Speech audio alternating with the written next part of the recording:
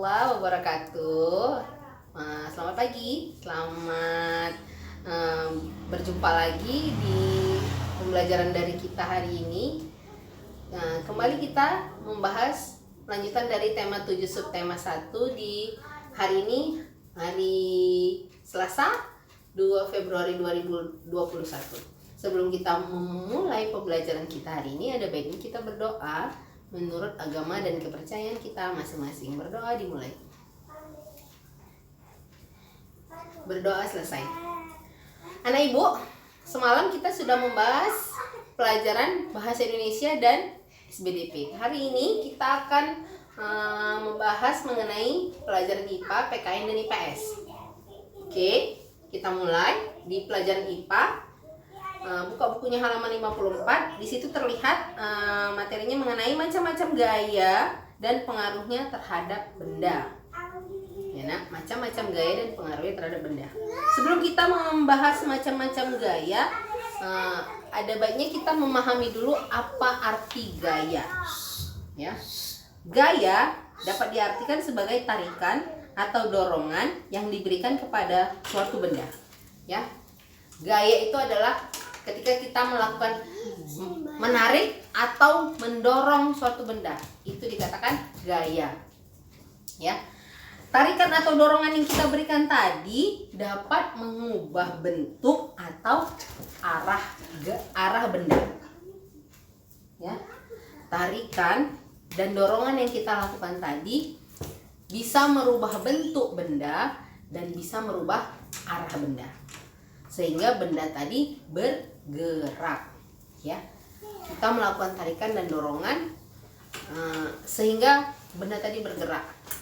Oke, di situ banyak ya macam-macam gaya yang dapat yang tanpa kita sadari kita lakukan dalam kehidupan sehari-hari. Contohnya saja di sini ada gaya gesek. Gaya gesek ini biasanya dilakukan oleh orang tuamu ketika mengasah pisau. Iya, gaya gesek namanya. Lalu di sini ada gaya magnet, pasir menempel pada magnet, atau bisa juga kita buat percobaan pribadi. Penggarismu ya nak, digesekkan ke rambut sehingga mengakibatkan benda-benda yang kita taruh di bawahnya seperti sobekan kertas tadi bisa lengket atau terbang-terbang mengikuti kemana penggarismu tadi bergerak. Itu termasuk gaya magnet. Lalu ada juga gaya pegas yang dapat dicontohkan karet gerang yang ditarik. Ya, karet yang ditarik seperti kalian melakukan permainan karet ya. Main karet itu main lompat tali dengan karet gelang. Ketika kau menarik karetnya tadi, itu sudah melakukan yang namanya gaya pegas. Lalu ada gaya listrik. Gaya listrik itu setiap hari ya kita pakai, seperti di sini contohnya kipas angin yang bergerak. Waktu kita masukkan gaya listrik pada mesin kipas angin, maka kipas angin tadi bergerak. Lalu ada gaya otot, seperti ketika kau menendang bola, memukul sesuatu benda, atau mengangkat suatu benda, itu dikatakan menggunakan gaya otot. Lalu ada gaya gravitasi. Gaya gravitasi itu apa itu gravitasi? Itu merupakan gaya tarik bumi. Ya, gaya tarik bumi. Apapun benda yang kita lemparkan ke atas, pasti dia akan jatuh ke bawah. Mengapa demikian? Karena ada namanya gaya gravitasi atau gaya tarik bumi. Benda tadi akan ditarik oleh bumi lagi untuk jatuh ke bawah. Dapat disimpulkan bahwa gaya memiliki pengaruh yang besar terhadap benda. Nah, benar sekali ya. Gaya tadi dapat mempengaruhi sebuah benda. Apapun yang kita lakukan terhadap sebuah benda, benda mati ya nak, maka akan merubah gayanya, baik itu bentuknya atau arahnya. Oke, lihat kembali lihat bukunya halaman 56 ya, bisa dibalik halaman 56. Di situ dibahas mengenai macam-macam gaya dan manfaatnya. Ya, macam-macam gaya dan manfaatnya. Halaman 56. Salah satu contoh gaya adalah gaya otot. gaya otot adalah gaya yang ditimbulkan oleh koordinasi otot dengan rangka tubuh. Contohnya menendang bola. Iya, kalau gaya otot ini lebih ke gerakan kita sehari-hari ya kan, lebih ke gerakan kita sehari-hari. Kalau misalnya menyapu ya, apa gaya otot yang kau lakukan? Yaitu menggerakkan sapu ke kanan dan kiri ya. Benda yang matinya adalah sapu. Gayanya itu gaya otot, tanganmu tuh bergerak ke kanan dan ke kiri membawa sapu tadi. Manfaatnya apa? Rumah menjadi bersih. Lalu ada gaya apa lagi? Gaya listrik ya. Gaya listrik tadi ketika contohnya tadi kipas angin ya nak, ketika udaranya panas, kau masukkan aliran listrik pada mesin kipas angin, maka kipas angin tadi akan menghasilkan angin yang mengurangi panas di tubuhmu. Atau benda-benda listrik yang lain di rumahmu juga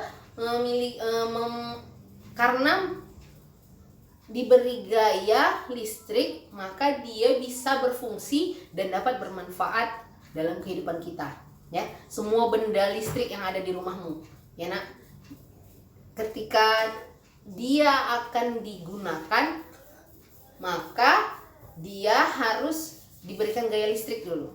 Contohnya televisi ya nak ya, dikasih gaya listrik maka keluarlah gambar. Lampu dikasih gaya listrik, keluarlah cahaya.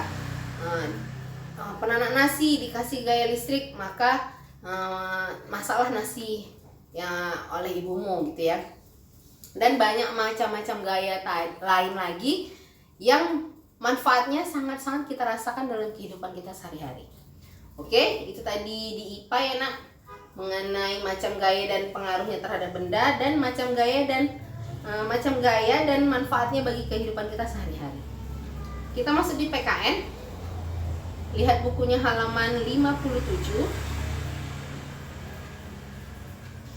Bukunya halaman 57 ya nak. Faktor penyebab keanekaragaman masyarakat di Indonesia. Ya, kita kembali lagi membahas mengenai keanekaragaman. Kalau kita berbicara mengenai keanekaragaman, maka yang ada di pikiran kita otomatis adalah banyak ragam, banyak macam ya. Sudah selalu kita bicarakan mengenai keanekaragaman di Indonesia ini banyak ya, mulai dari suku, bangsa, agama, adat istiadat dan lain sebagainya. Ternyata itu ada faktor yang menyebabkannya ya. Apa aja itu? Kenapa di Indonesia ini terjadi keanekaragaman? Ternyata wilayah Indonesia ini adalah wilayah yang sangat strategis, atau letaknya itu sangat-sangat mempengaruhi bagaimana cara hidup masyarakatnya ya. Indonesia ini nak berada di antara dua benua dan dua samudra. Jadi kalau kita bilang Indonesia ini banyak condong ke suku yang ini aja, nggak bisa, atau suku yang ini aja, atau berpengaruh sama musim yang ini aja atau musim itu aja, enggak. Karena di Indonesia ini nak, kita berada di garis khatulistiwa namanya. Garis khatulistiwa ini tadi sangat-sangat berpengaruh dalam menentukan bagaimana gaya hidup masyarakat yang ada di daerah tersebut ya. Letak strategis dan letak geografis di Indonesia ini sangat-sangat mempengaruhi gaya hidup di Indonesia. Selain itu tadi nak, selain mengenai letak strategis wilayah Indonesia, ternyata faktor perdagangan yang terjadi di zaman penjajahan yang lalu juga sangat-sangat mempengaruhi keragaman budaya di Indonesia ya. Contohnya saja daerah-daerah yang para pedagangnya yang terdahulu banyak dari daerah Cina atau dari Arab, otomatis wilayah yang didatangi oleh pedagang-pedagang dari luar negara terdahulu, adat istiadatnya pasti sangat-sangat berpengaruh. Ya nak, baik itu bahasanya, baik itu makanannya, bahasanya, sampai agamanya. Ya, sampai agamanya. Contohnya aja di daerah Aceh ya nak. Kebetulan daerah Aceh itu dahulunya itu tempat berlabuhnya kapal-kapal dari negara Arab. Maka kehidupan orang di Aceh sana sangat-sangat kental dengan orang Arab. Sampai-sampai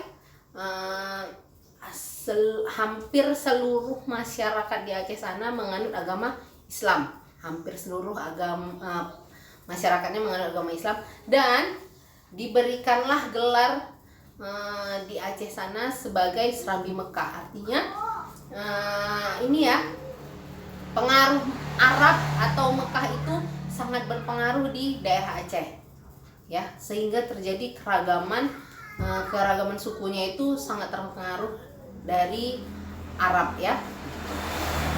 Dan di daerah-daerah lain juga seperti itu nak. Kenapa di daerah ini banyak orang yang agama ini saja atau agama yang itu saja? Itu terpengaruh dari proses perdagangan pada zaman terdahulu nenek moyang kita. Nah, seperti itu ya nak ya. Apa saja faktor penyebabnya sudah saya jelaskan tadi. Lanjutkan kita lihat di pelajaran IPS. Lihat bukunya halaman 59 ya, tentang keragaman suku di Indonesia. Lihat bukunya halaman 59 ya nak. Zaman dahulu bangsa Indonesia dikenal sebagai masyarakat yang majemuk. Apa itu majemuk? Banyak, ramai. Itulah majemuk ya nak. Hal ini tercermin dari semboyan kita Bhinneka Tunggal Ika, yang artinya berbeda-beda tetapi tetap satu.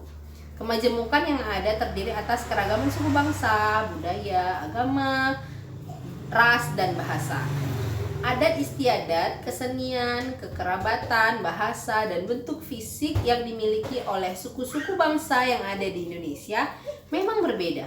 Namun, selain berbeda, suku-suku itu juga memiliki persamaan seperti hukum, hak milik tanah, persekutuan, dan kehidupan sosialnya yang berasaskan kekeluargaan. Ini ya, keragaman suku kita tadi sudah terjadi dari zaman nenek moyang, maka keluarlah semboyan Bhinneka Tunggal Ika katanya nak. Yang dikeluarkan dari zaman dahulu itu nak, itu bahasa Sangsekerta namanya. Semboyan Bhinneka Tunggal Ika yang sama-sama kita ketahui artinya adalah berbeda-beda tetapi tetap satu ya. Kemajemukan atau keragaman yang kita miliki tadi, contohnya seperti suku bangsa, budaya, agama, ras, dan bahasa, serta bentuk fisik tiap-tiap orang yang ada di wilayah Indonesia ini sudah terjadi dari zaman nenek moyang kita ya. Maka itu merupakan kebanggaan, ciri khas atau warisan yang patut kita lestarikan. Jangan keragaman ini menjadi jalan kita untuk berpecah belah. Harus bersatu. Tidak boleh menonjolkan suku bangsa atau agama sendiri yang lebih baik daripada suku bangsa atau agama orang lain. Ya, harus saling menghargai, saling menghormati, dan saling toleransi. Oke, di halaman 61, lihat bukunya halaman 61. Keragaman bahasa di Indonesia. Daerah yang luas dan jumlah penduduknya yang padat membuat Indonesia termasuk bangsa yang majemuk. Ya, majemuk tadi artinya keragaman ya nak.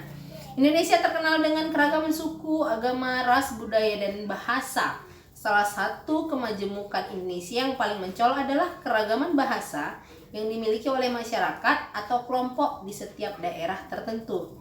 Tercatat, Indonesia berada di posisi kedua setelah Papua Nugini sebagai negara dengan bahasa terbanyak di dunia, dengan jumlah bahasa yang dimiliki mencapai 742 bahasa. Wow, luar biasa ya nak.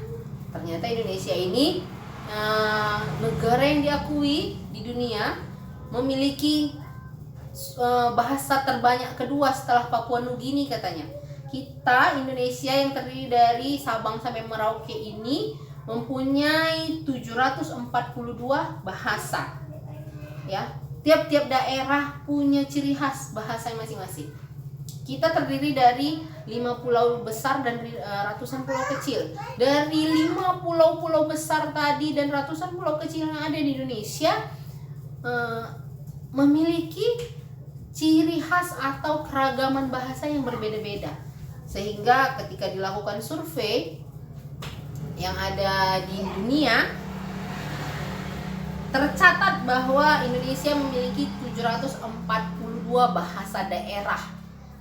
Itu merupakan sebuah kebanggaan bangsa Indonesia yang patut kita lestarikan, patut kita banggakan, dan patut kita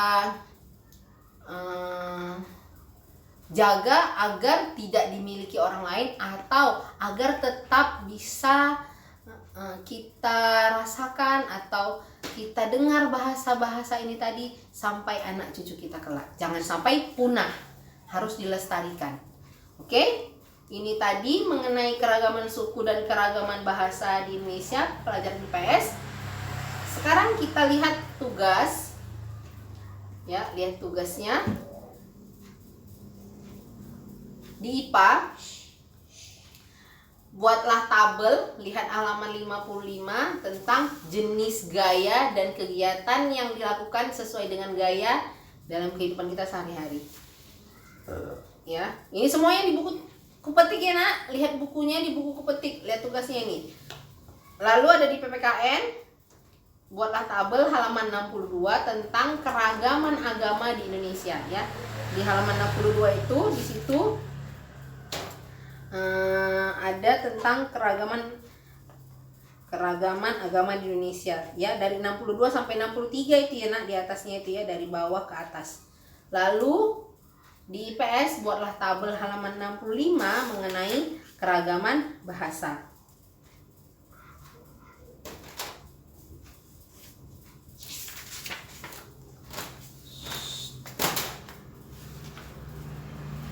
Oke.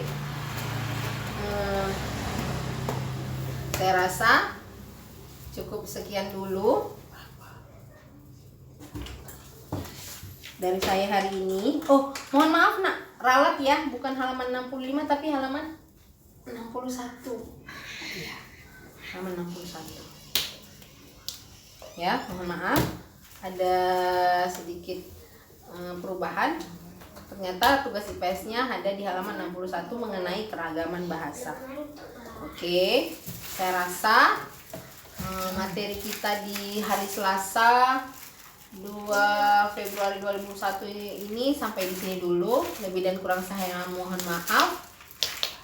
Saya akhiri dengan Assalamualaikum warahmatullahi wabarakatuh. Selamat pagi.